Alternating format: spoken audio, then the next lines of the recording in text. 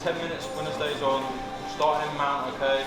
So the objective is to keep him in mount. If the person at the bottom escapes, i.e. by goes to a half guard, even 3/4 mount, alright, that's still an escape at the end of the day, okay? So we're just looking at escaping dead quick, alright? I don't want you to continue. If the person gets out, just accept it, alright?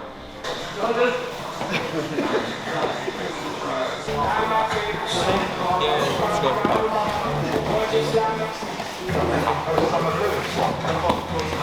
Like a great price for avoiding it. You can get away. Because if you exercise, you get plenty of rest. The most time you do, I'll never get to you. This sort of flight, 26 pounds maximum.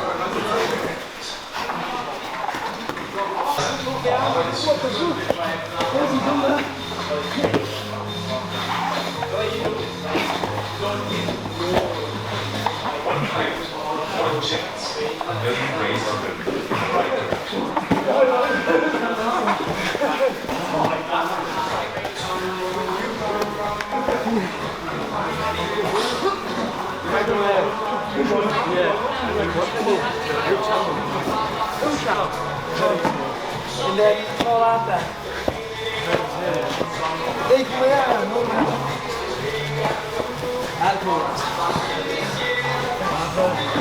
Hey, so here.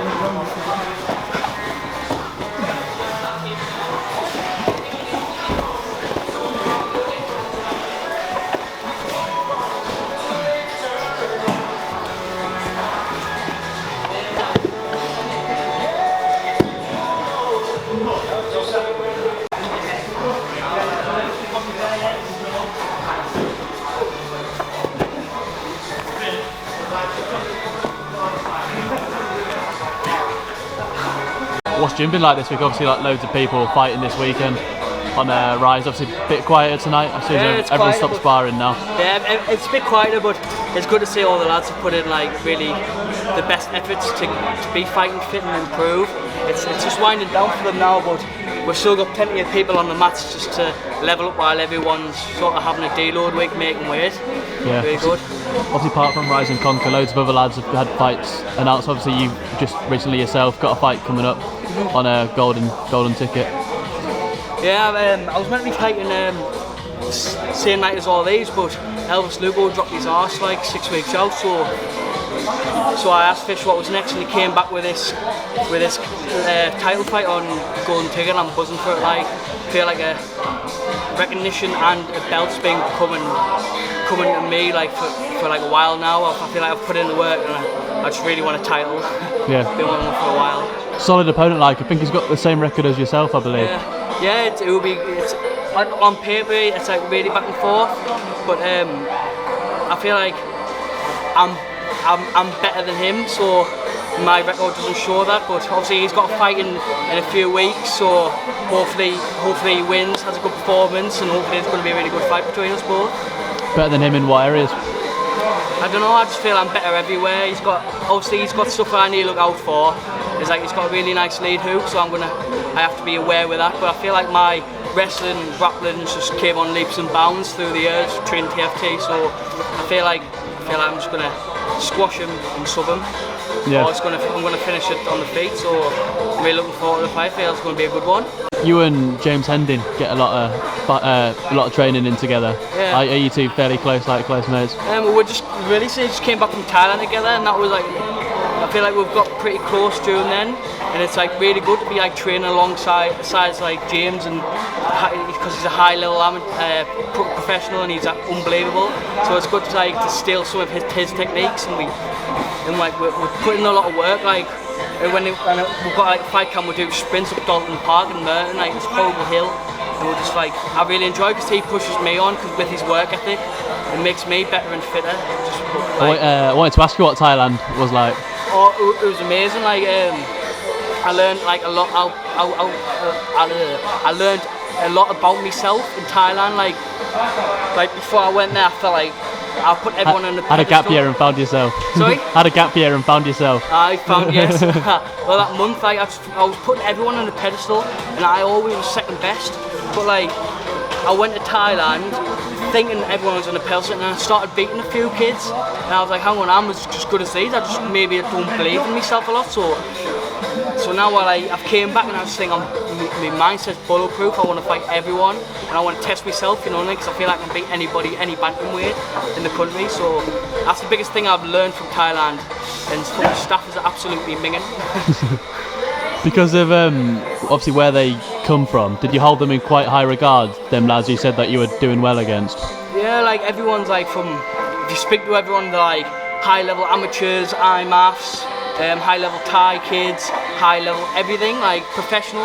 My record's like 6-0 professional, and I was like thinking to myself like, geez, I must be like grafting my arse off, or they're just like not as good as what they say they are maybe. And I just feel like my mentality is just skyrocketed really. I feel like everyone's beatable sort of thing. Definitely boosted your confidence coming back then. Mate. It's the best thing I've ever done really in like my fighting career.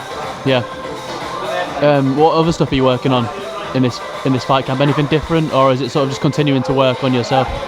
Obviously it's a 5 3-minute rounds.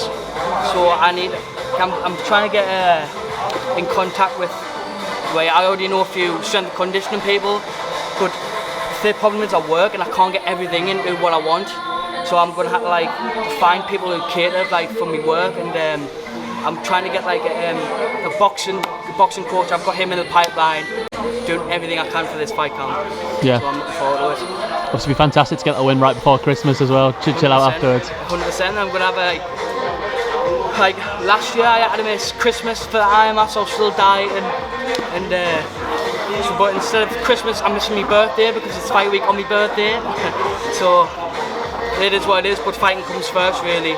All my enjoyment will come after once I win. Yeah. Obviously, getting that win in December. Is there been sort of any talk of you thinking about going pro anytime soon, or is that not really anything you sort of consider or think about? Or I'm not bothered. Obviously, I want to be a professional, but also there's like really good matchups for me in bantamweight, so I can do me learning in amateur if I want to go pro. It's not up to me really. Fisher makes sure I'm ready to go, and he gives me the green light to go professional. So just when he says go if I want to, then obviously it's going to be a yes for me.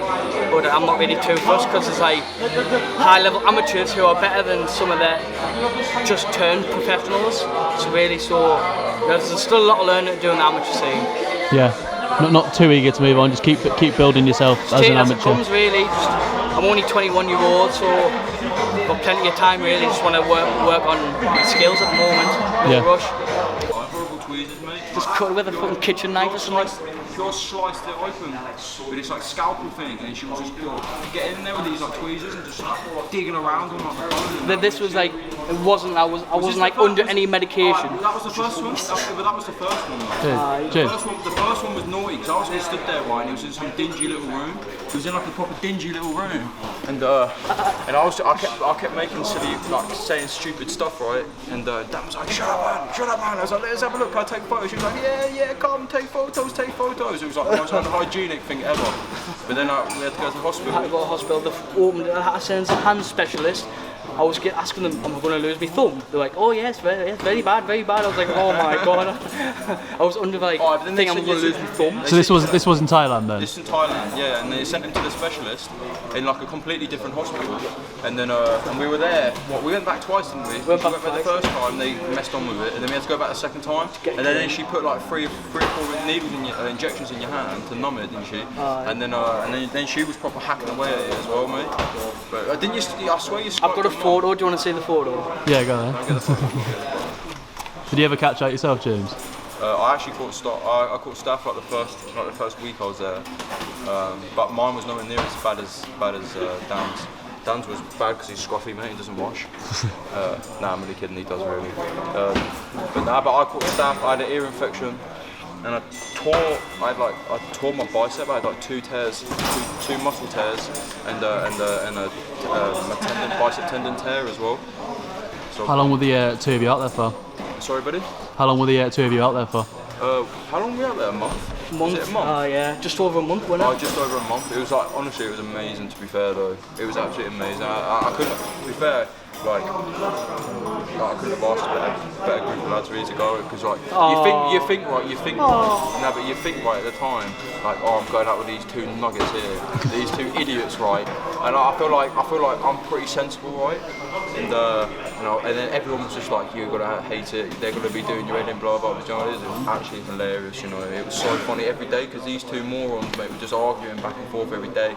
We were winding up Dan, winding up Caney. It was a blast, you know, a proper blast. Get that photo up then. So I've got loads. So that was me thumb with the staff. It's an absolute pimple, mate. It's a little pimple. Ooh. And I've got which one? That one. Then that was when I was getting operated on. Do you remember that film Spy Kids and the Fun Funds? That's what his thumb looked like. I've never seen it. You never seen Spy Kids? No. Well, go and watch Spy There's Kids. James asleep. Then that was when it was infected.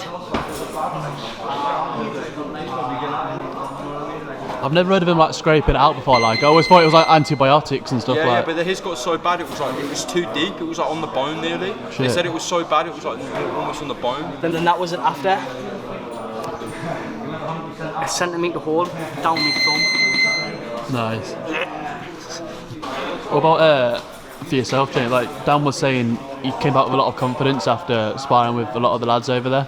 He did or I did? He said he did. What do you feel like you took away from the trip? I feel like the same. I feel like I took loads of confidence. To be honest with you, I was just I went over there with like a goal that obviously it's kind of like a hotbed for like all the Russians that go over there. Not just the Russians, because I can't just speak on them, because they weren't the only great fighters. I mean, there was like Kazakhstanis, Mongolians, obviously plenty of Russians. I even met people from Mexico that were lethal Mexican fighters. Lads from Japan over there, China. The lad who, I don't want to crucify his name, but the new one championship, one FC featherweight champion. I was getting loads of training with him. And like I say, all the Russian dudes, they're like I say, it's a proper hotbed for them. So it gave me a lot of confidence. So I went over there with the goal of just purposely going with them. That's all I wanted to do. I just wanted to go with these guys who are meant to be these scary dudes, but really they're just like everyone else, you know, at the end of the day. So, but yeah, I got a lot of confidence with them. Why was that? Why did you want to face the toughest guys you could? Why? Because I'm a competitor.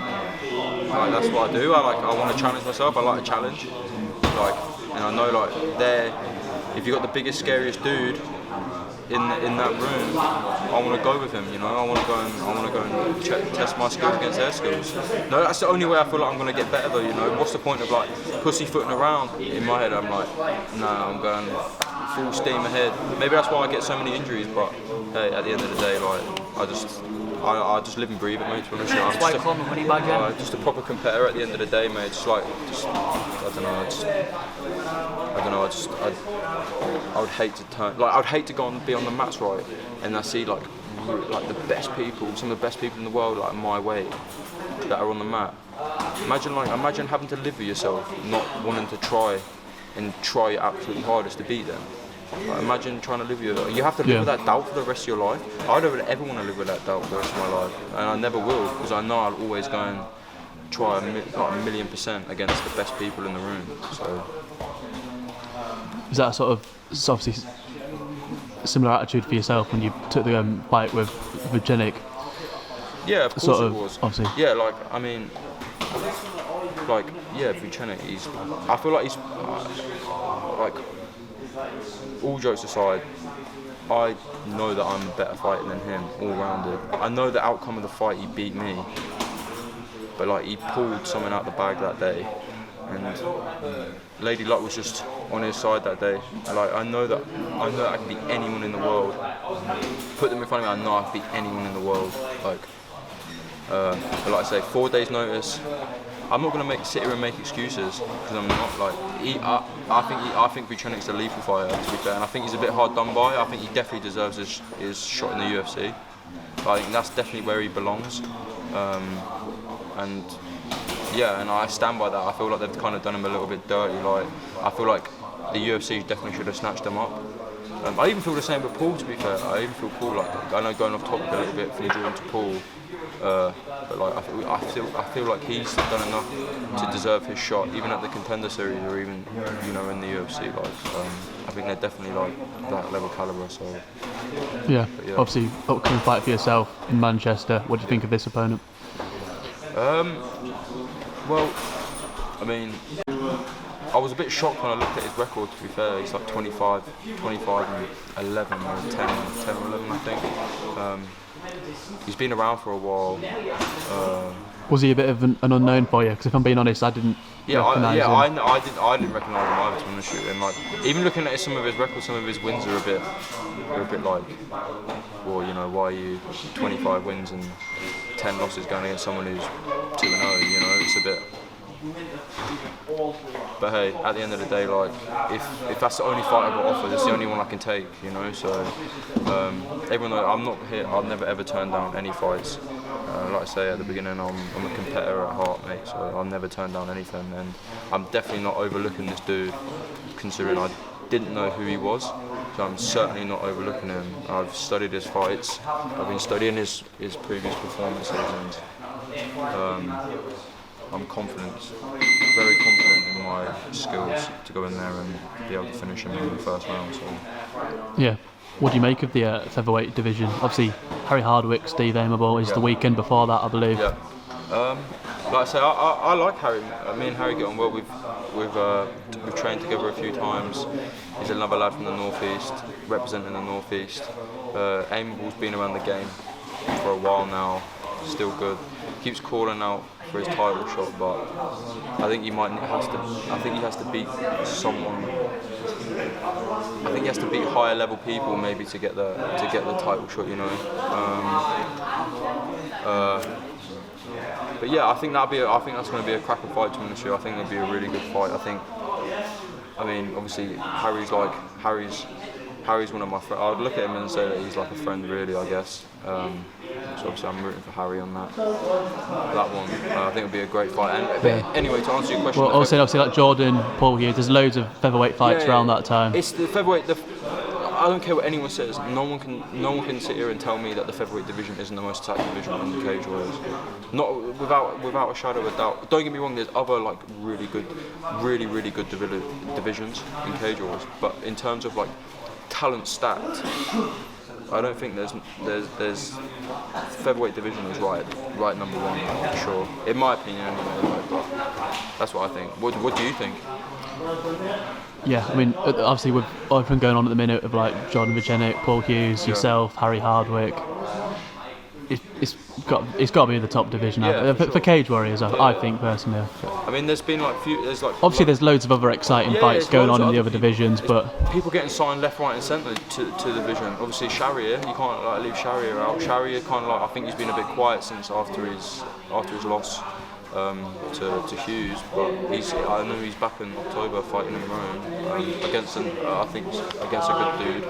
So it's like, do you know what I mean? There's so many good people in our division. I mean, they just had Harilla as well. I mean, Harilla just suffered a loss to what's the dude's name? I don't even know his name. Whatever his name is, anyway, he just suffered a loss to him, which I think was a massive shocker to the division. I don't think anyone expected it, because there's this Terminator coming in, just chinning everyone, killing everyone. But you know, everyone's human, mate. Yeah, I'm looking forward to seeing you back in the cage, mate. Thank you, buddy. I appreciate it.